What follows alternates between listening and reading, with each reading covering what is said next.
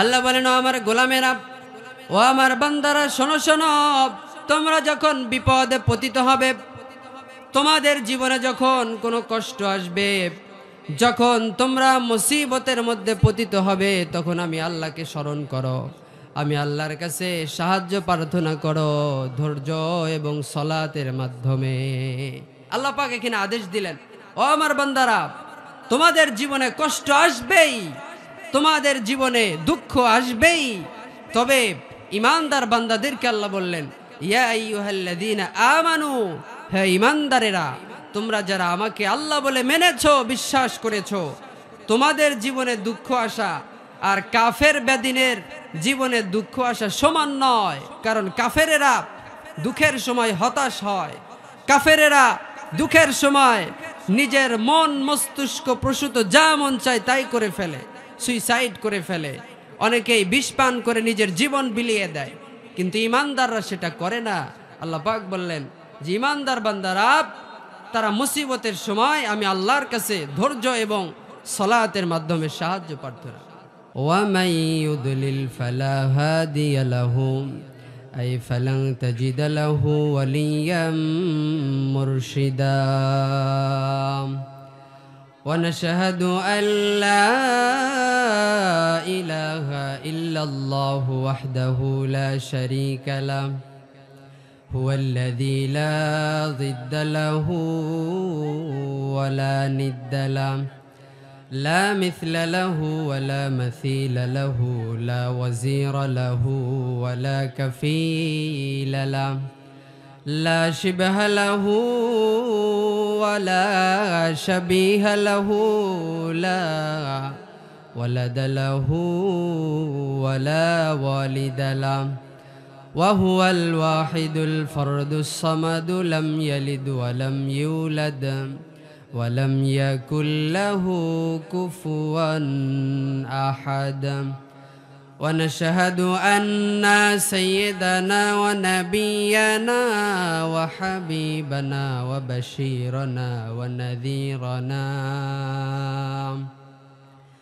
وطبيبنا وطبيب أرواحنا وحبيبنا وحبيب ربنا محمدا عبد الله ورسوله أرسله بالحق بشيرا ونذيرا وداعيا إلى الله بإذنه وسراجا منيرا. أما بعد فقد قال الله تعالى في كلامه المجيد وفي فرقانه الحميد. أعوذ بالله من الشيطان الرجيم. بسم الله الرحمن الرحيم. إنما يوفى الصابرون أجرهم بغير حساب. إن الله وملائكته يصلون على النبي يا أيها الذين آمنوا صلوا عليه وسلموا تسليما. اللهم صل على محمد وعلى آل محمد كما صليت على إبراهيم وعلى آل إبراهيم إنك حميد مجيد. اللهم بارك على محمد وعلى آل محمد كما باركت على إبراهيم وعلى آل إبراهيم إنك حميد مجيد. الحمد لله. সমস্ত প্রশংসা তারিফ সেই মহান আল্লাহ রাব্বুল আলামিনের দরবারে, যে আল্লাহ পাক নাদ সৈয়দপুর মধ্যপাড়া কবরস্থান ঈদগাহ সংলগ্ন রিয়াদুল জান্নাহ হাফিজিয়া কওমিয়া মাদ্রাসার উন্নতি কল্পে বিরাট ইসলামী জালসায় আমাদেরকে আসার বসার কোরআন ও হাদিস থেকে আলোচনা বলা শোনার তৌফিক দান করেছেন, এজন্য শুকরিয়া আদায় করে আলহামদুলিল্লাহ। দরুদ সালাম পড়ছি সেই মহানবীর প্রতি যে নবী সাল্লাল্লাহু আলাইহি ওয়াসাল্লামকে সৃষ্টি না করলে আল্লাহ আসমান জমিন কোনো কিছু সৃষ্টি করতেন না। সকলেই পড়ি সাল্লাল্লাহু আলাইহি ওয়াসাল্লাম। আমরা সকলেই আল্লাহ পাক রব্বুল আলামিনের প্রিয় বান্দা হতে চাই। আমরা সকলেই আল্লাহ পাক রব্বুল আলামিনের পছন্দনীয় বান্দা হতে চাই, কিন্তু আল্লাহ পাক রব্বুল আলামিনের পছন্দনীয় বান্দা হওয়ার জন্যে আল্লাহ পাকের পছন্দনীয় কিছু গুণাবলী আছে, কিছু বৈশিষ্ট্য আছে, কিছু কোয়ালিটি আছে, সেগুলো আমাদের মেইনটেইন করতে হবে। তো আজকে আমরা এই সংক্ষিপ্ত পরিসরে আল্লাহ পাক রব্বুল আলামিনের দুইটা পছন্দনীয় গুণ সম্পর্কে শুনবো ইনশাআল্লাহ। তার মধ্যে সর্বপ্রথম যেই কোয়ালিটি, যেই গুণ আমাদের অর্জন করতে হবে সেটা হলো as-sabr, অর্থাৎ ধৈর্য। ধৈর্য আল্লাহ পাক রব্বুল আলামিনের কাছে অনেক বড় দামি একটা জিনিস। আল্লাহ পাক যাকে ধৈর্যের মতো দৌলত দিয়েছে তাকে আল্লাহ পাক দুনিয়ার সব কিছুই দিয়েছেন, আর যার ধৈর্য নাই তার সব থাকলেও কেমন যেন আল্লাহ পাক তাকে কিছুই দেন নাই। এই জন্য আমাদের ধৈর্য ধারণ করা শিখতে হবে। এই ধৈর্য শরীয়তের পরিভাষায় তিন প্রকার। একটা হলো সবর আলা তাআত, অর্থাৎ আমরা যে আল্লাহ পাক রব্বুল আলামিনের গোলামি দাসত্ব করি, আল্লাহ পাকের গোলামির মধ্যেও ধৈর্য ধারণ করা। কিন্তু আমাদের আজ আল্লাহ পাকের গোলামি দাসত্বের মধ্যে ধৈর্য নাই। আমরা কেমন যেন তাড়াহুড়ার মধ্যে আল্লাহর ইবাদত করি। নামাজ শেষ হতে দেরি হয় না, মুসল্লি মসজিদে খুঁজে পাওয়া যায় না, সবাই চলে যায়।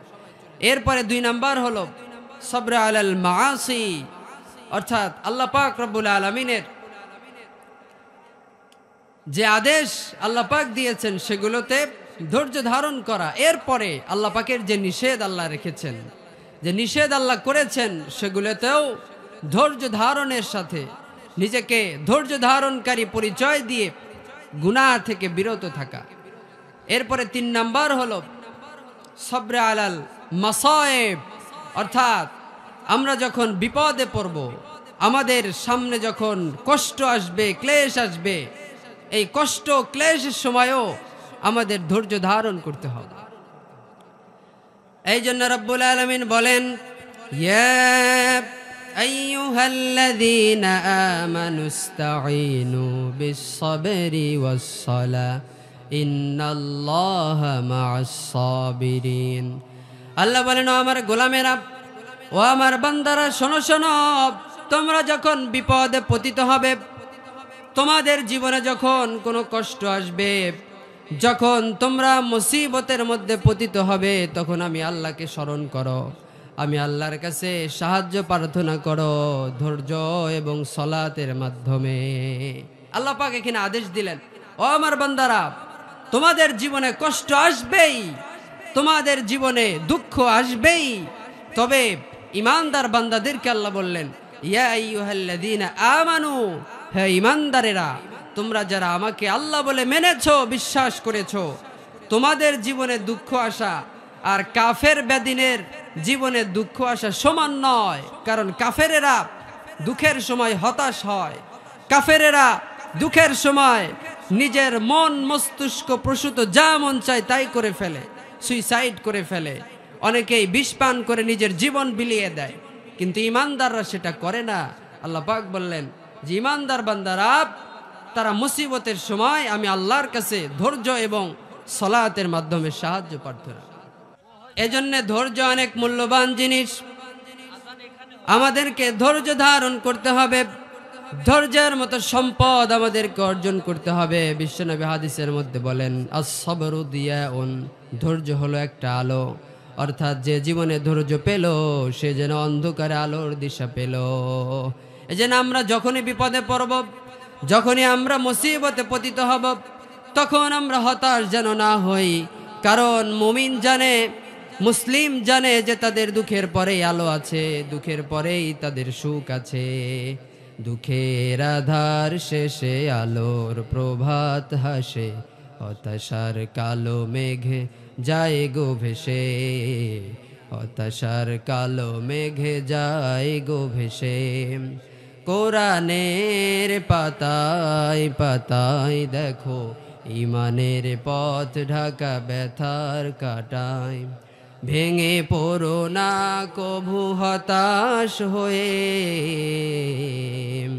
জ্বলে পুড়ে খাঁটি সোনা হও গো শেষে, জ্বলে পুড়ে খাঁটি সোনা হও গো শেষে। এজন্য আমাদের বিপদের সময় ধৈর্য হারা হওয়া যাবে না। আমরা যেন বিপদে ধৈর্য ধারণ করতে পারি, কারণ যারা ধৈর্য ধারণ করে আল্লাহ পাক রব্বুল আলামিন তাদের ব্যাপারে কোরআনের সূরা জুমারের 10 নম্বর আয়াতের মধ্যে বলেছেন, ইন্নামা ইউওয়াফাস সাবিরুনা আজরাহুম বিগাইরি হিসাব। আল্লাহ বলেন, আমার যেই বান্দারা বিপদে মুসিবতে ধৈর্য ধারণ করবে, আমার যেই বান্দারা মুসিবতে পতিত হয়ে আমি আল্লাহর কাছে ধৈর্য এবং সালাতের মাধ্যমে সাহায্য প্রার্থনা করবে, আমি আল্লাহ পাক ধৈর্যের প্রতিদান তাদেরকে বেহিসাব দান করব। সুবহানাল্লাহ পড়ে। এজন্য আমরা যেন বিপদে পড়ে কষ্টে পড়ে হতাশ হয়ে না যাই। আমরা যদি আল্লাহর প্রিয় বান্দা হতে চাই, আমরা যদি আল্লাহর পছন্দসই বান্দা হতে চাই, তাহলে আমাদের বিপদের সময় হতাশ হওয়া যাবে না। এরপরে আল্লাহর পছন্দনীয় 2 নাম্বার গুণ হলো, আল্লাহ পাক রব্বুল আলামিন ওই বান্দাকে পছন্দ করেন, আল্লাহর যেই বান্দা দুইজনের মধ্যে বিবাদ লাগার পরে, দুইজনের মধ্যে ঝগড়া হওয়ার পরে আল্লাহর যেই বান্দা ধৈর্য ধারণ করে, আল্লাহর যেই বান্দা মানুষের মধ্যে বিবাদ মীমাংসা করে দেয়, ঝগড়াকে মিটাইয়া দেয়, আল্লাহ পাক রব্বুল আলামিন সেই বান্দাকে ভালোবাসেন। এজন্য আমরা আজ বিপদে মুসিবতে ধৈর্য ধারণ করতে জানি না, আমাদের এটা করতে হবে। আবার আমাদের যদি দুইজনের মধ্যে ঝগড়া লাগে, বিবাদ লাগে, তাহলে সেই বিবাদ আরো কিভাবে বেশি হয় সেই চেষ্টা করি। কিন্তু হাদিসের মধ্যে আবু দাউদ শরীফের মধ্যে বিশ্বনবী সাল্লাল্লাহু আলাইহি ওয়াসাল্লাম আবু আইয়ুব আনসারী রাদিয়াল্লাহু তাআলা আনহুকে বর্ণনা করলেন, ও আবু আইয়ুব, তোমাকে কি এমন একটা আমলের কথা জানাবো নাকি, এমন একটা সদকার কথা তোমাকে বলবো নাকি, যেই সদকা অনেক উত্তম, যেই সদকার দাম আল্লাহর কাছে অনেক বেশি। আবু আইয়ুব আনসারী রাদিয়াল্লাহু তাআলা বলেন, কি সেই আমল, কি সেই সদকা?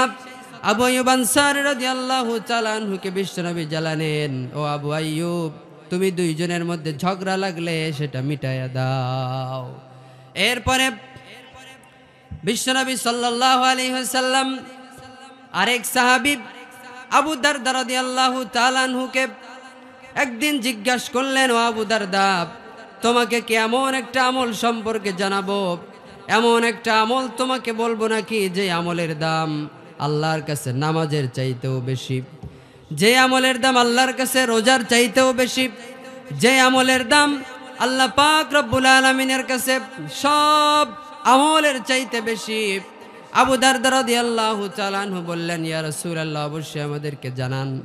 নবী করিম সাল্লাল্লাহু আলাইহি সাল্লাম তখন আবু দারদা রাদিয়াল্লাহু তাআলা আনহুকে বললেন, আবু দারদা, তুমি দুইজনের মধ্যে মীমাংসা করে দাও। ঝগড়া লেগেছে, ঝগড়াকে মিটিয়ে দাও। কিন্তু আমরা আজকাল ঝগড়া মিটাই না, বরং ঝগড়া আরো কিভাবে বাড়ে, কিভাবে আরো উচ্চ লেভেলে যায় সেই চেষ্টা করি। কিন্তু আমাদের উচিত হলো, আল্লাহ পাকের পছন্দনীয় বান্দা যদি আমরা হতে চাই, তাহলে সর্বপ্রথম আমাদেরকে আল্লাহ পাক রব্বুল আলামিনের পছন্দনীয় বান্দা হওয়ার জন্য ধৈর্য ধারণ করা শিখতে হবে। আর দ্বিতীয় নাম্বার হলো, দুইজনের মধ্যে বিবাদ মীমাংসা করতে হবে।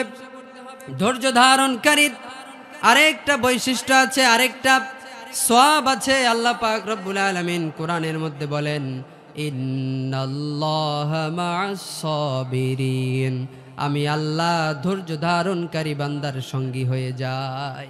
অর্থাৎ যারা ধৈর্য ধরে তাদের সঙ্গে আল্লাহ স্বয়ং নিজে থাকে। তাহলে কি তার আর কোনো দুঃখ কষ্ট থাকতে পারে? পারে না।